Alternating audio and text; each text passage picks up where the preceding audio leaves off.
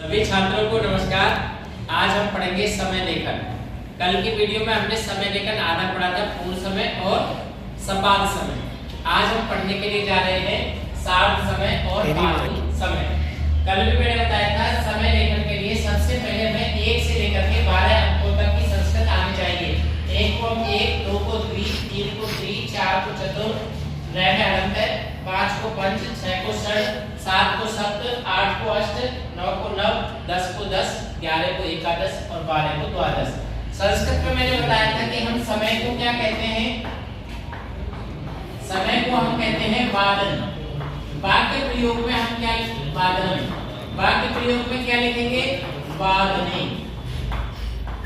वाक्य प्रयोग में अधिकतर वादने प्रयोग करता है क्योंकि वाक्य में आएगा समय। अब हम आते हैं, क्योंकि हमने कल आधा पढ़ लिया था, सब समझ लिया था। अब हम आते हैं सार्ध समय पर। 12:30 बजे गड़े की बड़ी सुई जब 6 के अंक पर होती है और छोटी सुई के लिए 2 अंकों के बीच में होती है। गड़े की बड़ी सुई 6 के अंक पर होती है, छोटी सुई के लिए 2 अंकों के बीच में। जैसे यहाँ पर 3 और 4 के बीच में है। छोटी सुई जिस अंक के बाद होगी यानी बीच होगी तो पहले बाद में होगी तो उस अंक के साढ़े बजते हैं। साढ़े को संस्कृत में 60 कहते हैं। यहाँ पर बजा आपका 3:30 ऐसे कहेंगे, 3:30 बजे कहेंगे हिंदी में। साढ़े को हम क्या कहते हैं? सार्ध। और हल्का सा डैश लगा के 3 बजे की संस्कृत आप सामान्य समय की लिख दो, त्रिवादन। त्रिवादन सार्ध त्रिवादन ऐसे भी लिख सकते हैं और नहीं तो ऐसे भी लिख सकते हैं, सार्ध त्रिवादन।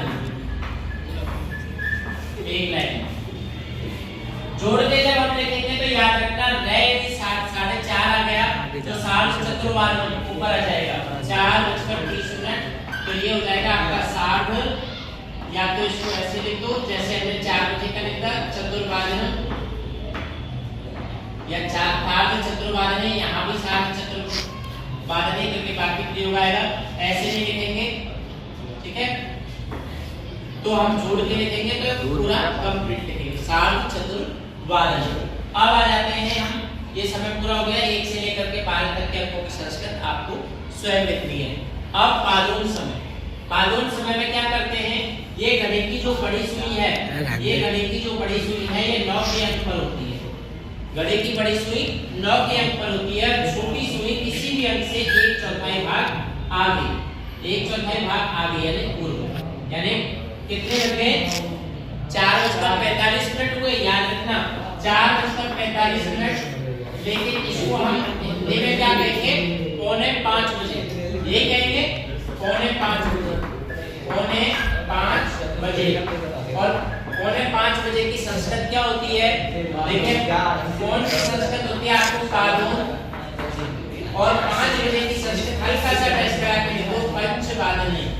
पंचवादनी, पादोन पंचवादनी। इसी तरह से पादोन 1 वादने, पादोन 2 वादने, पादोन 3 वादने, पादोन 4 वादने, पादोन 5 वादने, पादोन 6 7 8 9 10 और पादोन 12 वादने। इस तरह से पूरा पादोन का समय बनेगा। याद रखना यदि जॉइंट करके लिखते हैं तो जहां ए के बाद ए आ गया, जैसे अष्टवादन में आया तो पादोनाष्टवादन हो जाएगा। और यदि ए के बाद ए आ गया, पादोन में ए है और इसके बाद एकादशवादन आ गया तो आई की मात्रा जुड़ जाएगी। आप ऐसा बिल्कुल भी ना करें, केवल डैश लगा करके और सामान्य समय पीछे लिख दें, बाकी फोन किसी का याद रखना। यहाँ पर 4:45 आ रहा है तो इसमें 1 पढ़ा देंगे यानी 4:45 बजे। तो पादोन पंचवादन। इसी तरह से आप समय लेखन को कंप्लीट पढ़ लें। कोई समस्या आए तो मेरे से आप प्रश्न पूछ लें, ठीक है? चैनल को लाइक करें, शेयर करें और सब्सक्राइब